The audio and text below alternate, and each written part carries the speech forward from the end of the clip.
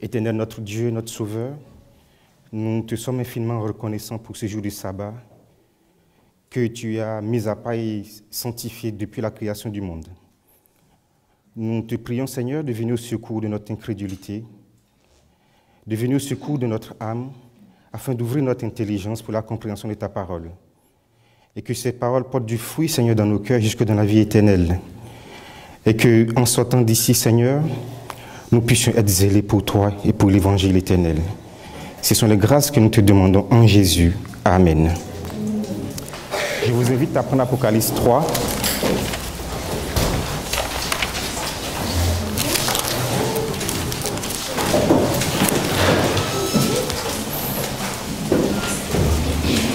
À partir du verset 14.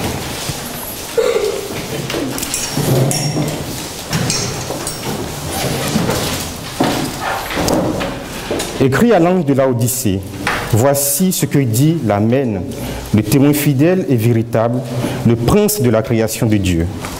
Je connais tes œuvres, je sais que tu n'es ni froid ni bouillant. Puisses-tu être froid ou bouillant? Ainsi, parce que tu es tiède, et que tu n'es ni froid ni bouillant, je te vomirai de ma bouche. Parce que tu dis, je suis riche, je me suis enrichi et je n'ai besoin de rien. Et parce que tu ne sais pas que tu es malheureux, misérable, pauvre, aveugle et nu. Je te conseille d'acheter de moi de l'or éprouvé par le feu, afin que tu deviennes riche et des vêtements blancs, afin que tu sois vêtu et que la honte de ta nudité ne paraisse pas, et un collier pour oindre tes yeux, afin que tu vois. Moi, je reprends et je châtie tout ce que j'aime. Aie donc du zèle et répands-toi. Voici, je me tiens à la porte et je frappe. Si quelqu'un entend ma voix et ouvre la porte, j'entrerai chez lui, je souperai avec lui et lui avec moi. Celui qui vaincra, je le ferai asseoir avec moi sur mon trône, comme moi j'ai vaincu et me suis assis avec mon Père sur son trône. Que celui qui a des oreilles entende ce que l'Esprit dit aux églises. Je vais commencer par une question. Laodicée est laquelle église? La 7e, et donc la dernière. Quel est le privilège de Laodicée? Quel est son privilège? Elle a le privilège de voir Christ venu sur les nuées des cieux, puisque c'est la dernière église qui est censée se préparer pour le retour du Christ. N'est-ce pas? Ok. Et pourtant, avec Laodicée, nous abordons la dernière phase du pèlerinage de l'église sur terre. C'est la 7e église et elle a le privilège de voir Christ venu sur les nuées des cieux. Et comme dans la Bible, la plupart des noms que Christ donne aux églises ont des significations dans leur état spirituel, nous allons essayer de définir qu'est-ce que c'est Laodicée. Que signifie Laodicée? Si quelqu'un a eu le temps de le chercher. Jugement du peuple. Encore. Séparation du peuple. Ok. Encore. Alors, quelqu'un a dit tout à l'heure jugement du peuple. Alors, le nom Laodicée est composé de deux mots. Laos qui signifie peuple, comme vous l'avez dit, et dikos qui signifie justice, juger ou gouverner. Alors, si on essaye de mettre ces mots ensemble et on l'applique à Laodicée, qu'est-ce qu'on peut dire? Justice, gouverner, peuple. Et si on regarde encore la condition que nous venons de lire, Laodicée, que peut-on dire en commençant sur Laodicée? Justice, gouverner, peuple. Le texte nous dit, tu es malheureux, misérable, pauvre, aveugle et nu. Tu n'es ni froid ni bouillant parce que tu es tiède. Si on prend ces caractéristiques et on prend peuple, justice et gouverner, que peut-on dire de Laodicée? Elle n'a pas la justice du Christ. Non? Ou c'est un peuple qui s'appuie sur une justice qui n'est pas celle de Dieu. Ou c'est un peuple qui se laisse gouverner, non pas par Christ. Alors, si on ne se laisse pas gouverner par Christ, on laisse gouverner par qui? Par le peuple. Donc c'est la justice du... Alors ça veut dire que c'est une église dont la justice est basée sur quoi? Les décisions sont prises comment? Comment? Selon les hommes. C'est ce que ça veut dire. Parce que si nous regardons les caractéristiques que Christ donne de cette église, il commence par dire « Je suis l'Amen, le témoin fidèle et qui ?» Le prince de la création de Dieu. Et ce que nous avons vu avec la précédente méditation tout à l'heure, Christ est l'Amen. Qu'est-ce que ça signifie l'Amen? C'est celui qui a le dernier mot. Ça veut dire que la chose soit ainsi. N'est-ce pas? Si je me trompe, vous me dites, hein? L'Amen, qu'est-ce que ça signifie quand on finit de prier et on dit Amen, que la chose soit ainsi, la chose est arrêtée. C'est ce que ça veut dire, non? Bon, je continue. Il dit, le témoin fidèle. Que fait le témoin fidèle?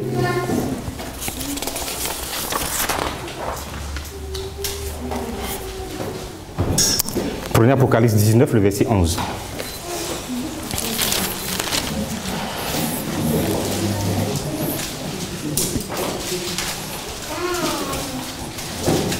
Puis j'ai vu le ciel ouvert, et voici parut un cheval blanc.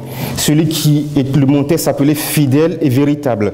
Il juge et combat avec justice. Dans le nom de la Odyssée, qu'est-ce qui revient? Justice et peuple.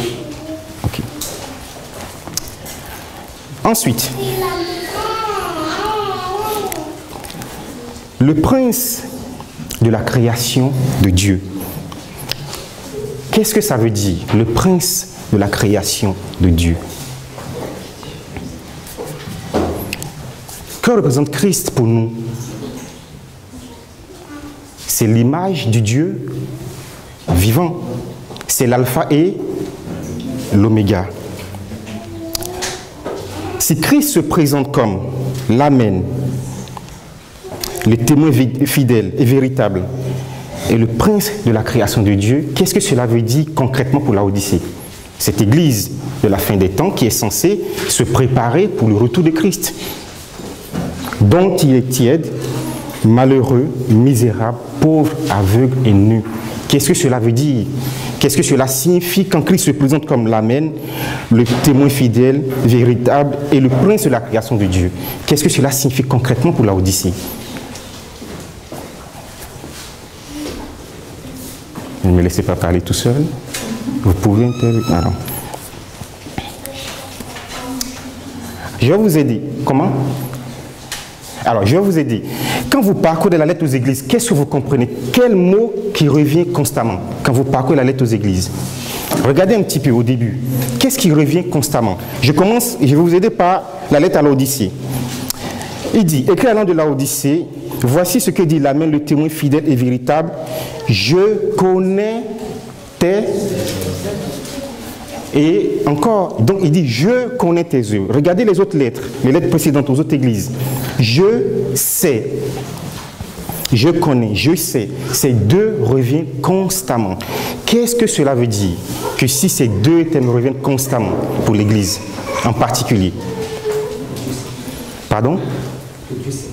Qui sait tout, que l'église est passée en quoi? Quand je dis je sais que tu as, ça veut dire que tu es passé en jugement, revue. L'église est passée en revue, tes œuvres sont passées en revue. Mais à la fin, il dit, je me tiens à la porte et je frappe. Ça veut dire quoi?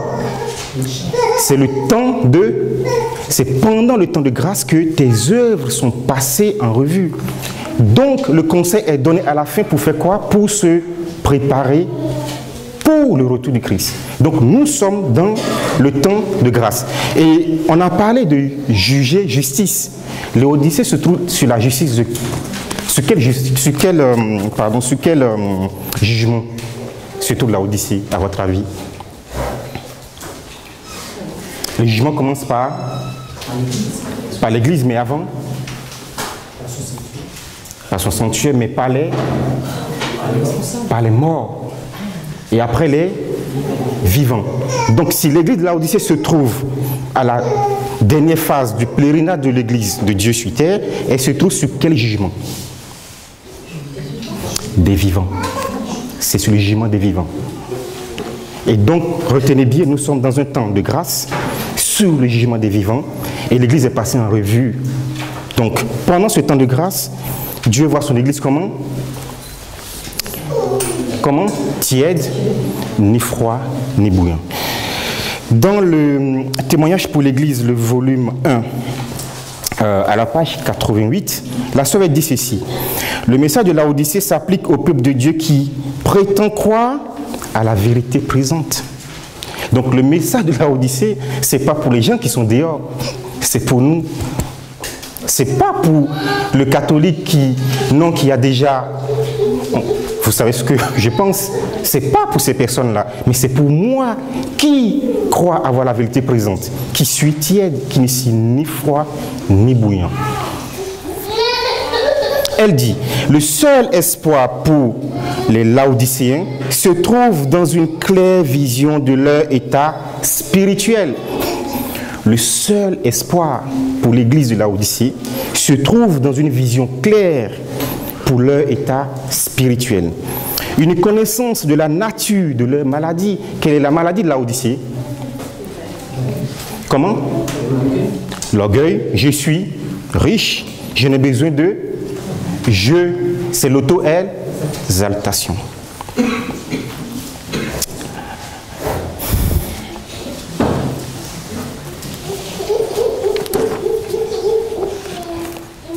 Nous allons essayer de parcourir un peu la Bible pour comprendre quel est l'état spirituel du peuple de Dieu. Parce que ce que la sœur nous dit là, le seul espoir pour Laodicée, c'est de connaître son état spirituel. Alors, je vais vous inviter à parcourir un peu la Bible pour comprendre quel est véritablement l'état spirituel du peuple de Dieu à la fin des temps. Prenez avec moi, on va prendre le livre de Marc.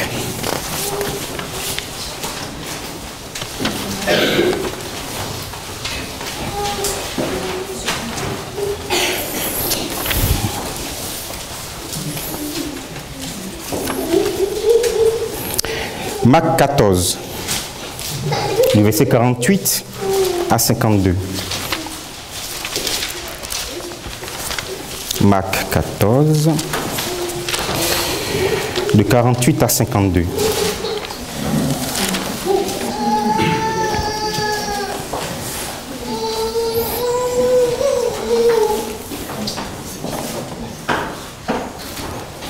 Euh, 48. Jésus prenant la parole leur dit, vous êtes venus comme après un brigand avec des épées et avec des bâtons pour vous emparer de moi. J'étais tous les jours parmi vous enseignant dans le temple et vous ne m'avez pas saisi. Mais c'est afin que les Écritures s'accomplissent. Alors tous l'abandonnèrent et prirent la fuite. Au verset 51, un jeune homme le suivait, n'ayant sur lui qu'un drap. On se saisit de lui, mais il lâcha son vêtement et se sauva tout nu. Qu'est-ce qui vous surprend dans ce passage-là qu'on vient de lire?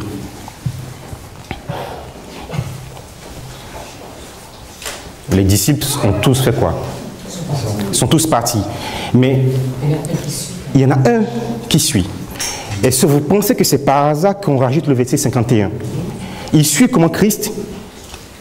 À distance. Il est vêtu comment? D'un drap. Et qu'est-ce qui s'est passé? Comment? Pourquoi est-ce que les gardes ont voulu se saisir de lui? Pourquoi? C'était lui qui suivait. Oui. Oui. Mais pourquoi est-ce que? Parce qu'ils ont reconnu en lui quoi? Qu'il fait partie de l'un? Non? Parce que, attendez, si les gardes ont pris la décision de dire on va se saisir de lui, c'est que quelque part, on a reconnu en lui que c'est l'un de ses disciples. D'accord. Pas disciple direct parmi les 12, mais quelqu'un qui fait quoi? Qui suit. Puisque le texte dit, il le suit, comment? À distance. Mais qu'est-ce qui s'est passé quand on s'est saisi de lui? Il lâche. Sa nudité a été découverte à quel moment? Pendant la crise. C'est pendant la crise. C'est pas une situation de crise là? Non? Le texte qui est écrit là n'a pas été rajouté par hasard. Comment est Laodicée? Misérable, malheureux, pauvre, aveugle et nu. Ok. Gardez en mémoire ce passage-là et allons dans l'Ancien Testament. Nous allons prendre Ésaïe. Ésaïe, le chapitre 20.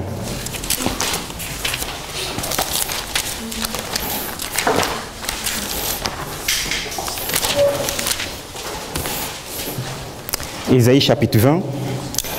L'année où Tatan, envoyé par Sargon, roi d'Assyrie, vint assiéger Asdod et s'en empara, en ce temps-là, l'Éternel adressait la parole à Ésaïe, fils d'Amo, et lui dit: Va, détache le sac de tes reins et ôte ses souliers de tes pieds.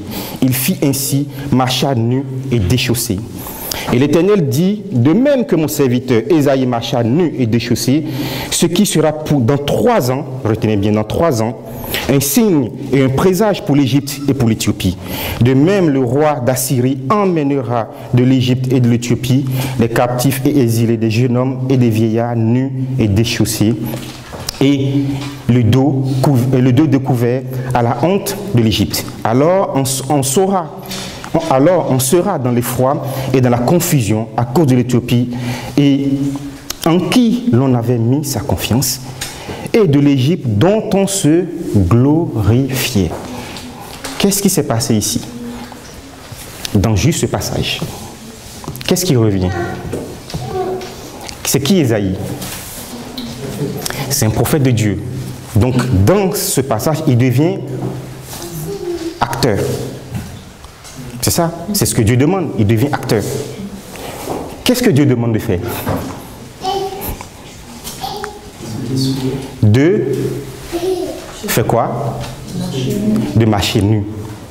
Quand le prophète, dans une prophétie, devient acteur, qu'est-ce qui se passe? Il représente qui?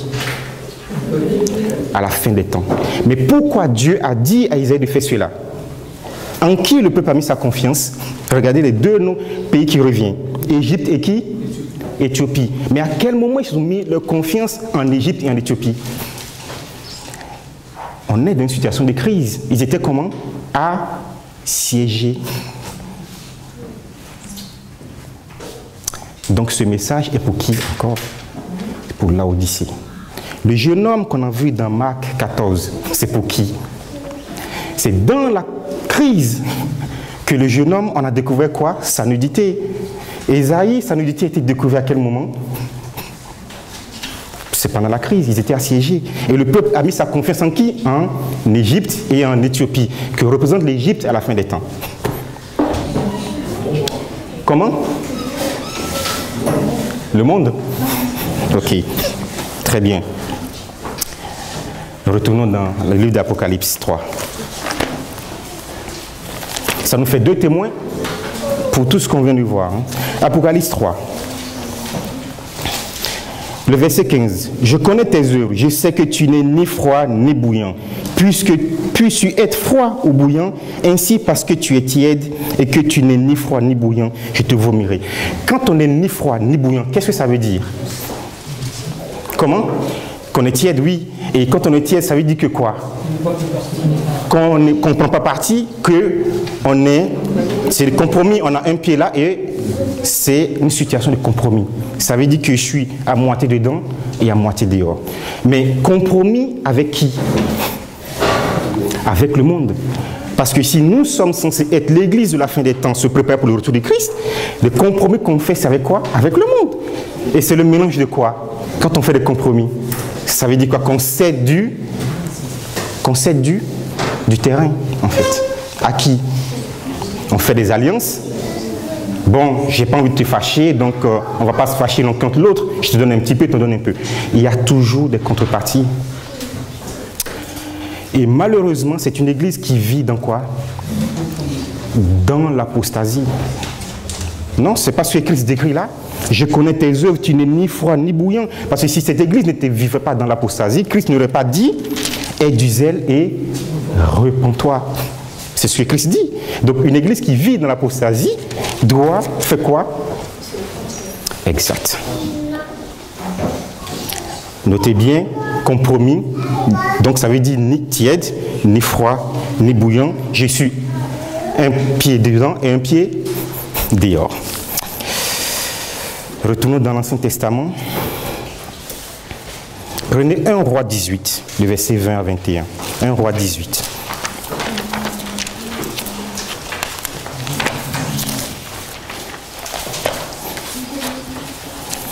Du verset 20 à 21.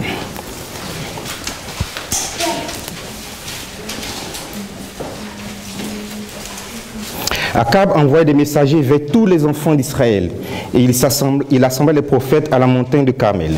Alors Élie s'approcha du peuple et dit: jusqu'à quand boiterez-vous des deux côtés? Si l'Éternel est Dieu, allez après lui. Si c'est Baal, après lui. Et le peuple ne répondit rien.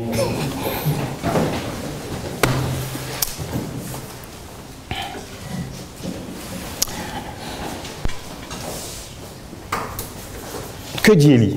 Le peuple fait quoi? Il cloche des deux côtés. N'est-ce pas la tièdeur? Quand on dit je cloche des deux côtés, ça veut dire quoi? Que tantôt je suis pour Baal et tantôt je suis pour... C'est 100% pour Dieu ou rien. C'est ce que ça veut dire. C'est 100% Dieu ou rien. Donc c'est encore la condition de Laodicée. Parce qu'il cloche des deux côtés, parce qu'elle est tiède. La sœur dit que le seul espoir pour Laodicée, c'est d'avoir une vision claire de quoi? De sa condition spirituelle. Dans ce test, quelle est la condition spirituelle du peuple de Dieu? Tiède. Sinon, alors le pire encore, c'est qu'ils n'ont rien à dire. Pourquoi? Parce qu'ils ne savent même pas qu'est-ce que Dieu a dit. Revenons encore dans l'Apocalypse 3. Qu'est-ce qu'il a dit? Parce que tu ne sais pas que tu es malheureux, misérable, pauvre, aveugle et... Ça, c'est encore une condition pire. Je suis malheureux, misérable, pauvre, aveugle, nu et je ne le sais même pas. Mais en même temps, je dis, je suis riche. Je n'ai besoin de rien. La situation au Mont Carmel, c'est encore la situation de Laodicée à la fin des temps. Tout à l'heure, je vous ai dit que Laodicée, c'est la dernière église qui a le privilège de voir Christ venu sur les nuées des cieux. Laodicée est à la porte de quel Canaan? Comment? De quel Canaan? Céleste. Qu'est-ce qui s'est passé avec le peuple d'Israël quand ils étaient à la porte du Canaan terrestre? Avec Balaam, Balak et... Qu'est-ce qui s'est passé, si vous vous rappelez de cette histoire, dans le livre de Nombre 25? Nombre 25.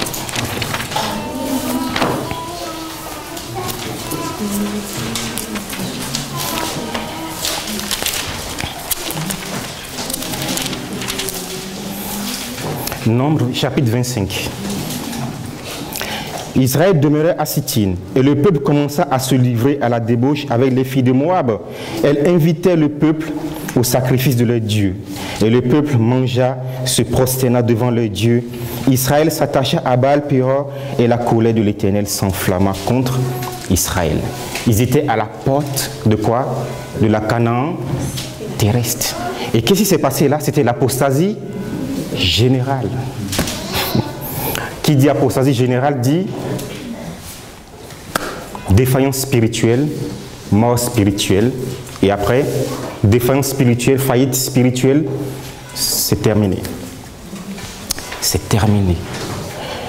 Canaan terrestre, apostasie générale, il n'y a rien de nouveau sous le soleil. Ce qui a été, c'est ce qui sera.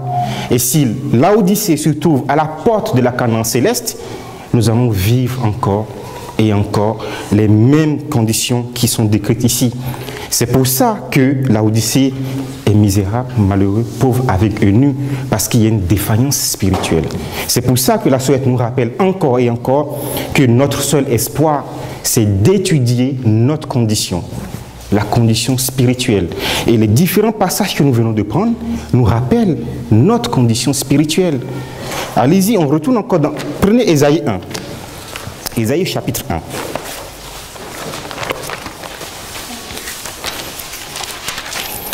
Ésaïe chapitre 1. Nous allons prendre le verset 1 à 6. Prophétie d'Ésaïe, fils d'Amo, sur Juda et sur Israël, au temps d'Ozias, de Jotam, d'Akaz, d'Ézéchias, roi de Juda. Cieux, écoutez, terre, prêtez l'oreille, car l'Éternel parle. Quand le texte commence comme ça veut dire quoi? Car l'Éternel parle. J'ai nourri et élevé des enfants, mais ils se sont révoltés contre moi. Le bœuf connaît son possesseur et l'âne la crèche de son maître. Israël ne connaît rien. Mon peuple n'a point d'intelligence. Malheur à la nation pécheresse, au peuple chargé d'iniquité, à la race des méchants, aux enfants corrompus. Ils ont abandonné l'Éternel. Ils ont méprisé le Saint d'Israël. Ils se sont retirés en arrière. Quel châtiment nouveau vous infligez quand vous multipliez vos révoltes? La tête entière est malade, le corps tout entier est souffrant, de la plante des pieds jusqu'à la tête. Rien n'est sans commentaire. Le bœuf connaît quoi? Son possesseur. Pourquoi? Qu'a dit Jésus? Mes brebis font quoi? Et me suivent. Mais c'est l'Éternel qui parle, qui dit ça.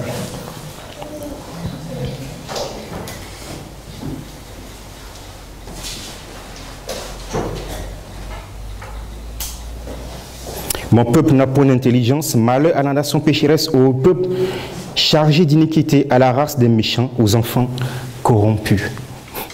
Corrompu, c'est quoi?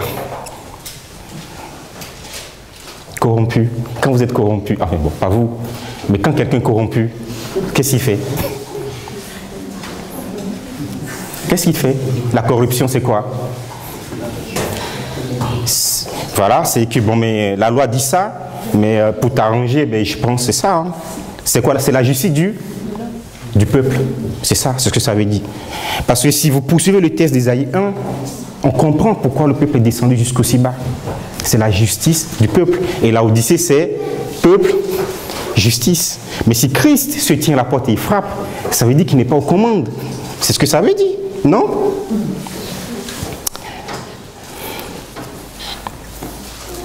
Prenons Ézéchiel 37. Ézéchiel 37.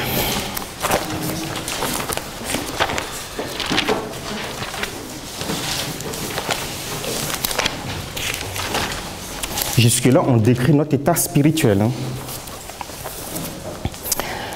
On va prendre à partir du verset 1 et le verset 2, ensuite le verset 11.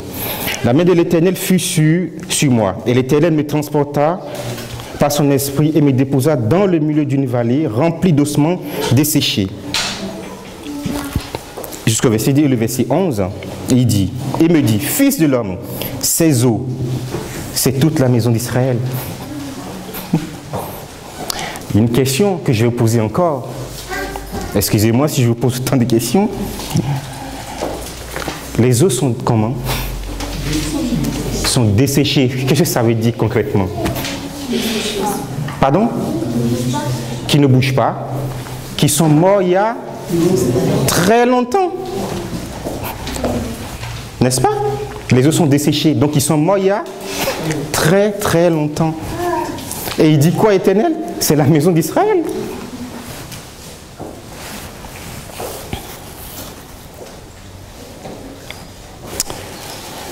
Pourquoi le peuple est tombé aussi bas? Prenez le psaume 73. Nous allons prendre le psaume 73.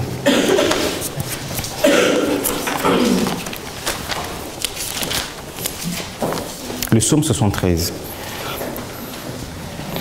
Oui, Dieu est bon pour Israël, pour ceux qui ont le cœur pur. Toutefois, mon pied allait fléchir. Mes pas étaient sur le point de... Le psaume 73. Mes pas étaient sur le point de glisser. Pourquoi ces pas étaient sur le point de glisser? Regardez ce qui suit. Car je portais envie à qui?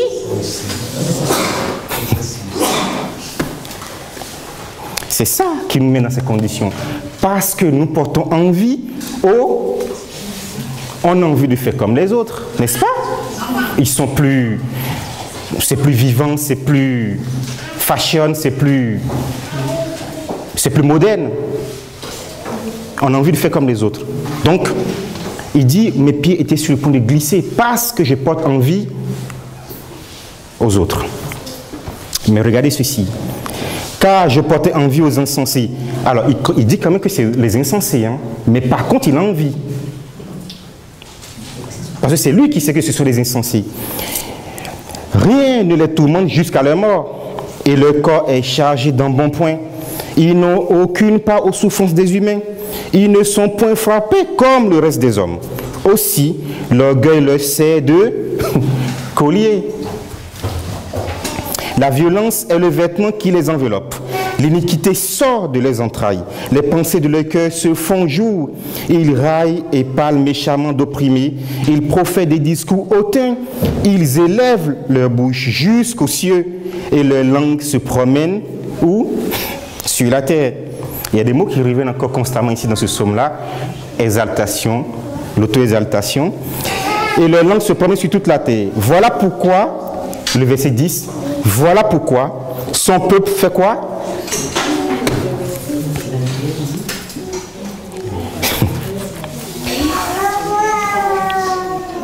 Voilà pourquoi le peuple tourne. Qu'est-ce qu'il y a de bon dans ce qu'il vient de dire?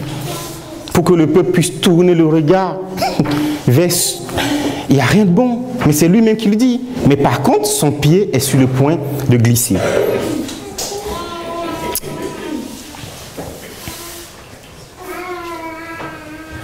Le verset 11. Et il dit, comment Dieu saurait-il? Comment le Très-Haut connaîtrait-il? Ainsi sont les méchants. Toujours heureux, ils s'accroissent leur richesse. Comment est Laodicée? Riche. C'est donc en vain que j'ai purifié mon cœur et que j'ai lavé les mains dans l'innocence. Chaque jour, je suis frappé. Tous les matins, mon châtiment est là. Si je disais, je vais parler contre eux, voici, je trahis la race de tes enfants. Quand j'ai réfléchi là-dessus pour m'éclairer, qu'est-ce qu'il a dû faire? Il n'a pas encore glissé, mais qu'est-ce qu'il a dû faire? Regardez. La difficulté fut grande à mes yeux jusqu'à ce que j'ai pénétré où? Dans le sanctuaire. Et là, on nous parlait de, dans certaines versions, c'est les sanctuaires. Qu'est-ce qu'il y a dans le sanctuaire? Le trône de Dieu, la parole, l'arche. C'est ça, en fait. Ses pieds étaient sur le point de glisser jusqu'au moment où il fait quoi? Il rentre dans le sanctuaire. Donc, retour à quoi? Retour à la parole authentique. Retour à la parole. Et c'est retour à la parole qu'il a pris conscience du sort réservé aux autres. Retour.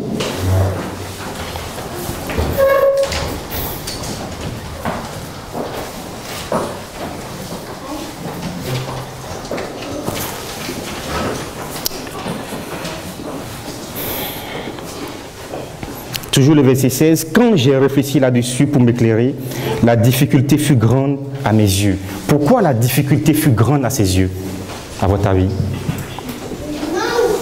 Toujours dans le psaume 73. Quand j'ai réfléchi là-dessus, la difficulté fut grande à mes yeux.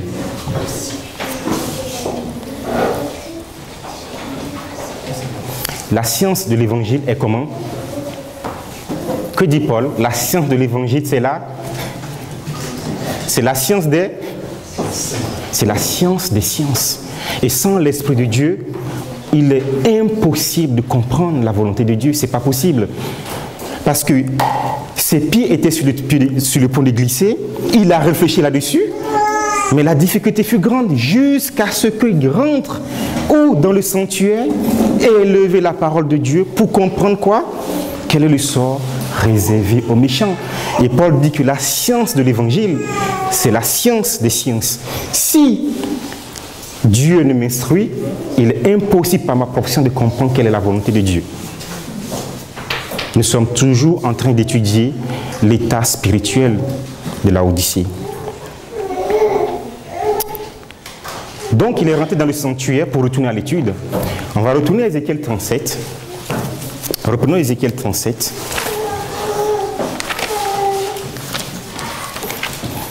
Ézéchiel 37.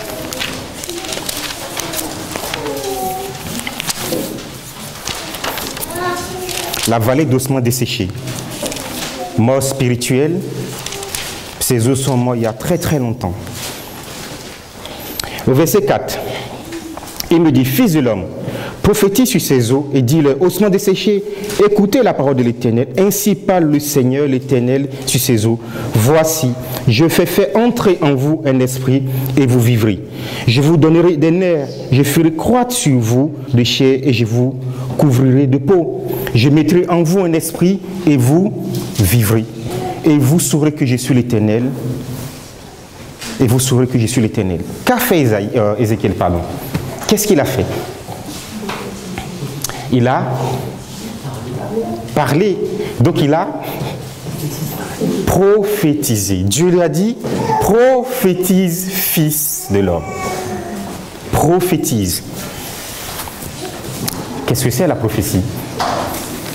Parce qu'on est dans une vallée d'ossements desséchés, donc ils sont morts il y a très longtemps, et Dieu va dire à Ésaïe de prophétiser, et quand il a commencé à parler, les eaux, quand vous lisez la suite du texte, les eaux vont se rapprocher, mais ce n'était pas encore fini, il a fallu que Dieu fasse quelque chose pour qu'il se redresse sur les pieds. Donc il a fallu ramener quoi?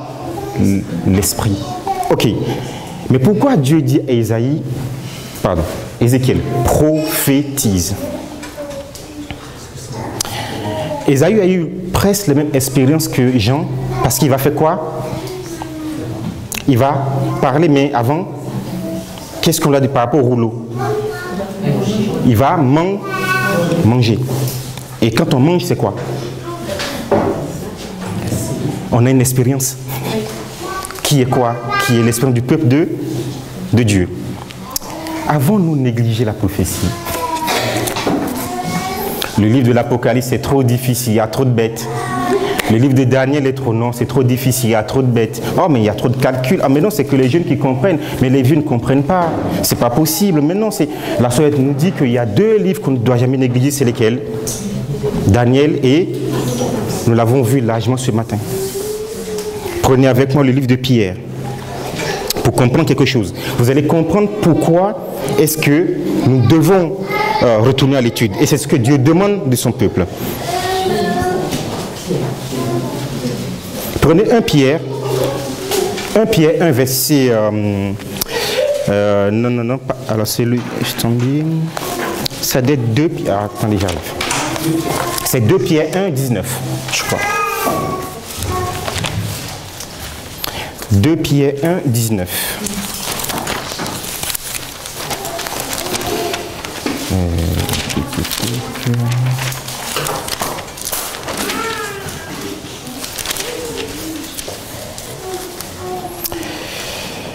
Et nous tenons d'autant plus certaine la parole prophétique à laquelle vous faites bien de prêter attention, comme une lampe qui brille dans un lieu obscur jusqu'à ce que le jour vienne apparaître et que l'étoile du matin se lève dans vos cœurs. Qu'est-ce qui dit le texte? Et nous tenons d'autant plus certaine la parole prophétique. Qui fait quoi? Qui brille dans quoi? Dans un lieu obscur. Dans un lieu obscur. Ténèbres. Et la parole prophétique fait quoi? Ok. Revenons dans Apocalypse 3. Gardez un doigt sur ce passage et revenons dans Apocalypse 3.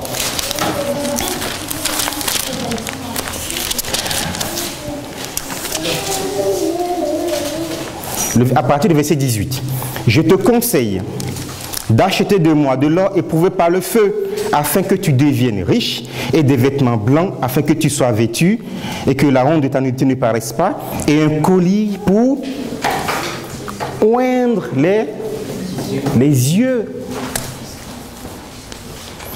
Le collier pour oindre les yeux. Pourquoi vous mettez des colliers?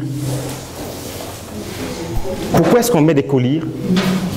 C'est pour mieux voir, avoir le discernement. Le discernement.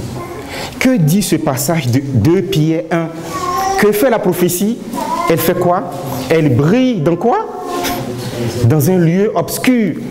Pour faire quoi? Pour éclairer le chemin. Pour avoir quoi? Le discernement. C'est ce que fait le collier. et des vêtements blancs. Le vêtement représente quoi?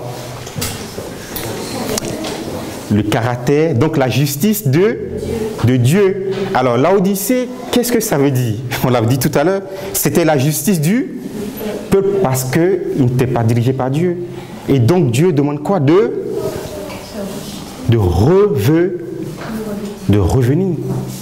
Puisqu'on doit avoir le colis, les vêtements blancs, une fois éprouvé par le feu. Donc, on revient où? D'où on était tombé. Oui, parce que si je suis tiède, c'est que je suis tombé de quelque part. On a dit tout à l'heure, c'était le compromis entre je prends un peu de dehors, d'accord? On mélange le profane et le sacré. Dieu dit c'est tout ou rien. Donc, dans ce conseil, dans le temps de grâce, Dieu redemande à Laodicée de revenir sur la plateforme d'où est-ce qu'on était tombé. Et qu'est-ce qui nous permet de retourner à cette plateforme? C'est l'étude de la parole de Dieu. C'est l'étude. C'est pour ça que dans ce passage d'Ézéchiel 37, il dit prophétise. Et c'est la prophétie qui joue le rôle du collier, qui nous permet d'avoir quoi? Le discernement. Tout à l'heure, vous avez vu dans la première méditation qu'il y avait qui? L'homme de péché. Qui fait quoi? Une contrefaçon de l'œuvre de qui? De Jésus. Donc si je n'ai pas le discernement, comment est-ce que je vais identifier l'œuvre de l'homme de péché? Ce n'est pas l'étude, et l'étude seule. Donc c'est un peuple qui doit revenir à l'étude sincère et véritable. Pas des philosophies, pas de je pense que. Non, c'est il est écrit. Il est écrit. Nous allons prendre un dernier passage pour voir ce que Dieu demande pour Laodicée. Prenez Néhémie, s'il vous plaît, le livre de Néhémie.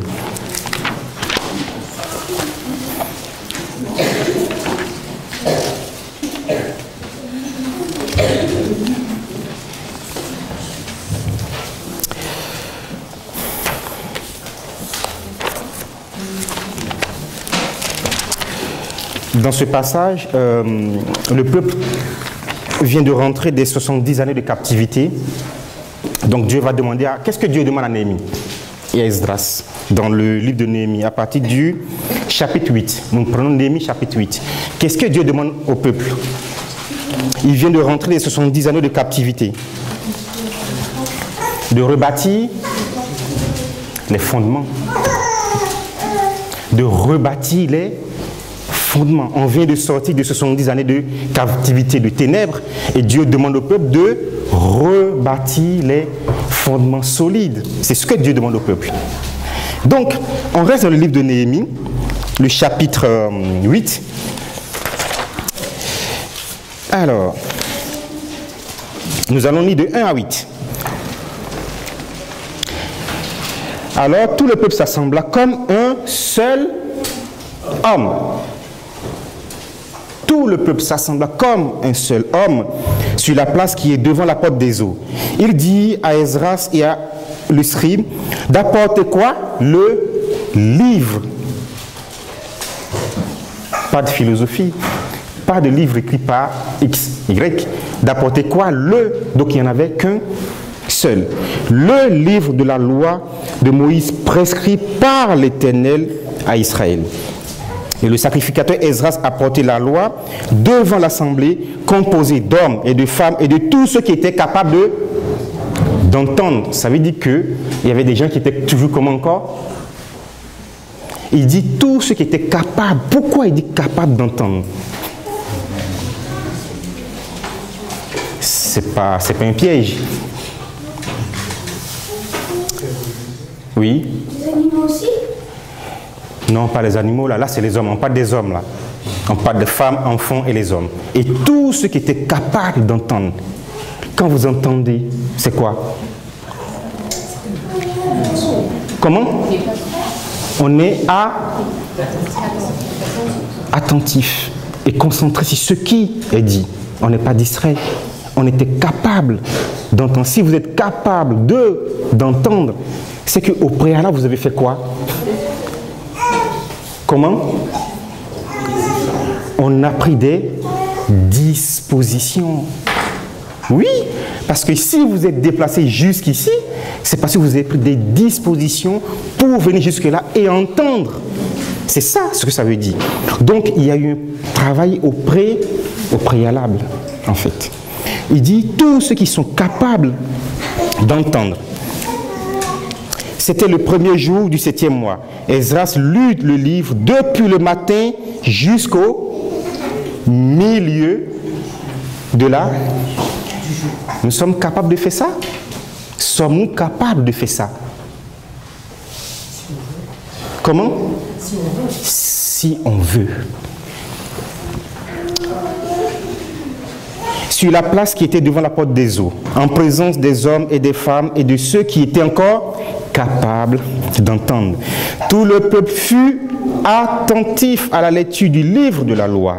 Esdras le scribe était placé sur une estrade de bois dressée pour cette occasion. Donc il y a une préparation avant. C'est pas improvisé, il y a une préparation. Après, auprès de lui, à sa droite se tenaient Nathanias, Shema, Anaja, Uri, Ikija et Maaseja, et à sa gauche, Pédaja, Michaël, Malkija, Machon, Mashubadana, Zacharie et Meshushilam. Esdras ouvre le livre à la vue de tout le peuple, car il était élevé au-dessus de tout le peuple. Et lorsqu'il l'eut ouvert, tout le peuple se tint en place. Esdras bénit l'assemblée, le grand Dieu de tout le peuple, et tout le peuple répondit en levant les mains. Comment? Amen. Amen. Que signifie Amen? Ils sont? Ainsi soit-il, qu'on est d'accord avec tout ce qui vient d'être dit. Amen. On est d'accord. Quand vous priez, je dis Amen, je dis ainsi soit-il. La chose est arrêtée. Je suis d'accord et j'adhère. Oui, et j'adhère à ce que vous venez de dire. C'est ce que ça veut dire en fait. Amen. Donc le peuple leva la main et dit Amen, Amen. Et il s'inclinait jusqu'à terre pour faire quoi? Le visage contre terre pour adorer.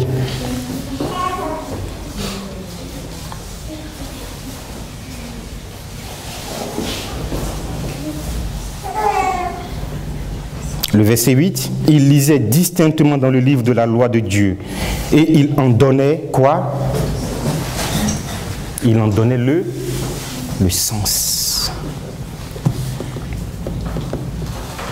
Pour faire comprendre ce qu'il venait d'être lu. Une autre question. À cette époque-là, qui devait donner l'instruction au peuple? Les sacrificateurs, les Lévites. C'était leur rôle d'étudier la parole de Dieu et de donner le sens au peuple. Il lisait distinctement et en donnait le sens. Le verset 9, le gouverneur, Néhémie le gouverneur, Esdras le sacrificateur et le scribe et les Lévites qui enseignaient le peuple dit à tout le peuple: ce jour est consacré à l'Éternel votre Dieu, ne soyez pas dans la désolation et dans les larmes, car tout le peuple faisait quoi? Pleurait en entendant les paroles de la loi. Que faisait le peuple? Je ne vous ai pas perdu là, non? Que faisait le peuple dans ce qu'on vient de lire? Il s'affligeait, il pleurait. Pourquoi il pleure le peuple? Pourquoi pleure-t-il?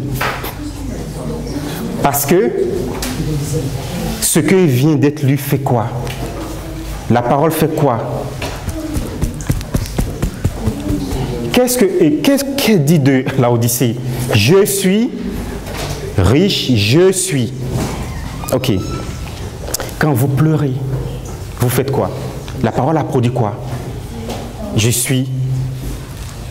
Voilà.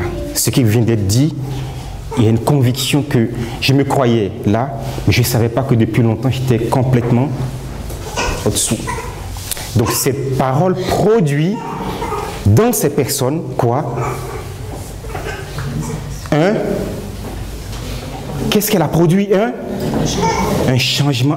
On commence à prendre conscience de quoi? De son état, de d'où est-ce qu'on était tombé. C'est ce que Dieu demande de Laodicée. C'est fait quoi? Elle exalter la parole, la comprendre, la lire distinctement et en donner la connaissance. C'est ce que Dieu demande et c'est ce qui a produit dans l'âme, dans le cœur de toute l'assemblée, de faire quoi? De s'humilier. De s'humilier. Regardez ce que ça va produire d'autres. Prenez toujours Néhémie. Nous allons prendre le verset 9, le chapitre 9, pardon. Toujours le livre à côté, Néhémie chapitre 9. Le 24e jour du même mois, les enfants d'Israël s'assemblèrent revêtus de quoi? De sacs et couverts de poussière pour la célébration d'un jeûne. Ceux qui étaient de la race d'Israël s'étaient séparés de tous les étrangers. Se présentaient et confessaient leurs péchés et les iniquités de leur père. Qu'est-ce que Dieu demande là Odyssée? Aie du zèle et que fait le peuple là? Il se répand. Couvert de quoi? De sacs et de la cendre. C'est le signe de quoi? C'est le signe de repentance, humiliation. Et c'est ce que Dieu demande encore et encore de son peuple. C'est le message à Laodicée. Nous venons de voir à travers tous ces passages la condition, c'est ce que la Sœurette nous demande. Que notre grand espoir, c'est de faire quoi? D'étudier et de faire quoi? Et de connaître notre état spirituel. Afin de faire quoi?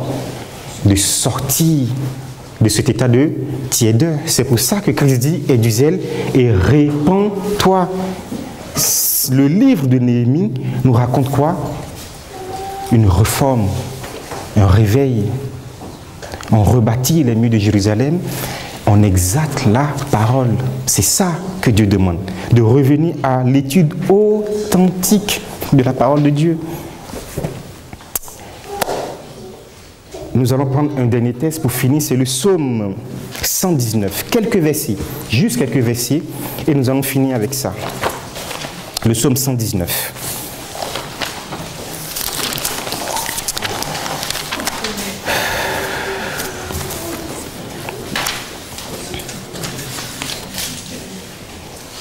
Nous allons lire de 1 à 20.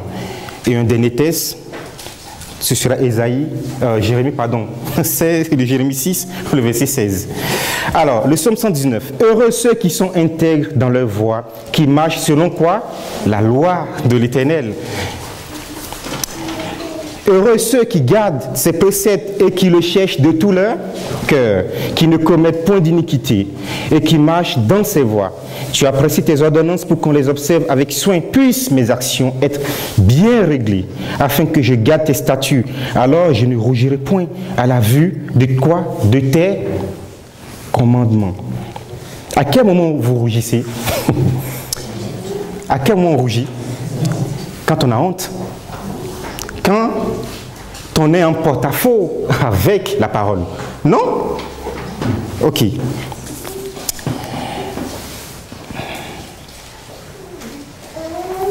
Verset 5. Puissent mes actions être bien réglées, afin que je garde tes statuts, alors je ne rougirai point à la vue de tes commandements.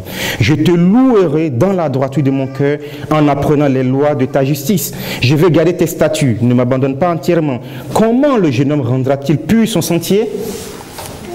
En se dirigeant selon quoi? Selon ta parole. Je te cherche de tout mon cœur.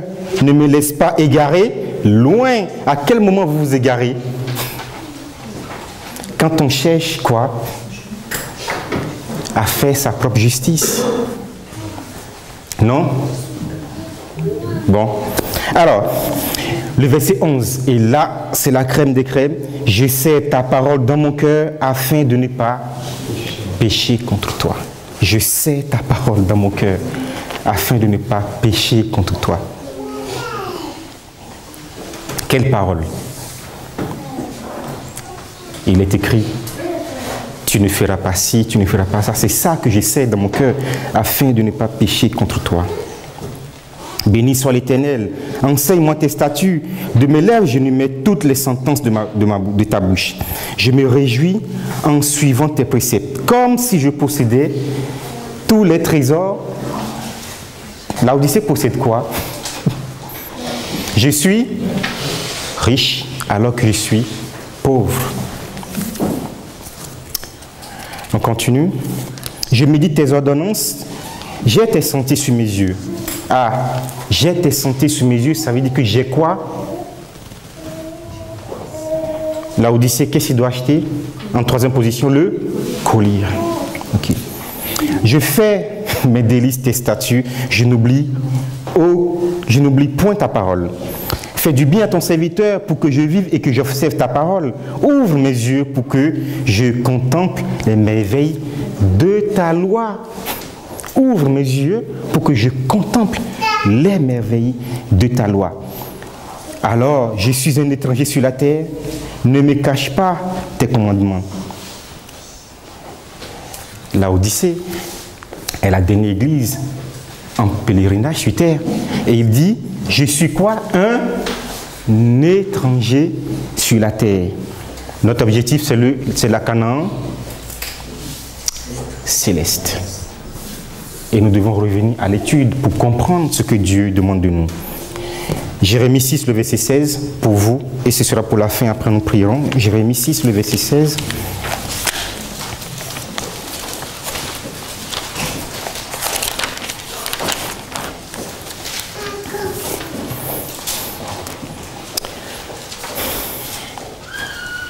Ainsi parle l'Éternel, placez-vous sur des sentiers, sur des chemins, regardez et demandez quels sont les anciens sentiers, quelle est la bonne voie et marchez-y pour faire quoi? Et vous trouvez le repos pour vos âmes. Que doit faire Laodicée? Regardez quoi? Les anciens sentiers. Les anciens sentiers.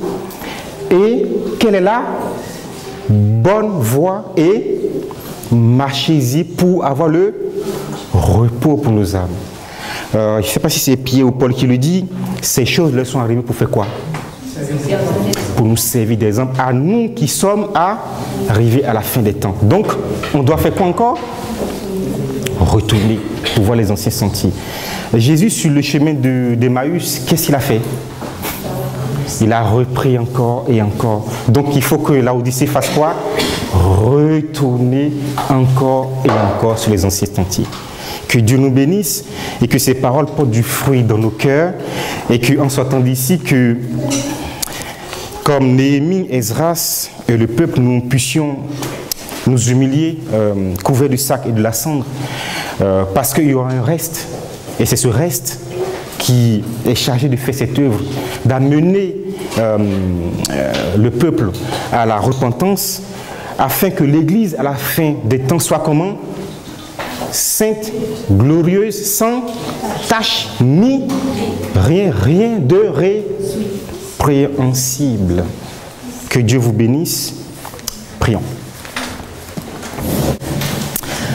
Éternel, notre Dieu, notre Sauveur, merci encore et encore de nous avoir soutenus pendant ces méditations depuis ce matin. Merci de la grâce que tu nous fais d'ouvrir ta parole.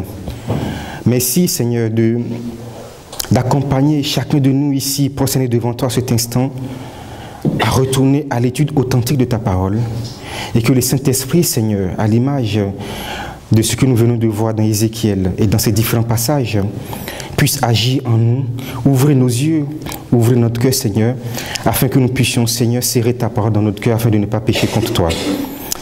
Puisses-tu encore nous garder pour le reste des méditations. Nous t'en prions au nom de Jésus. Amen.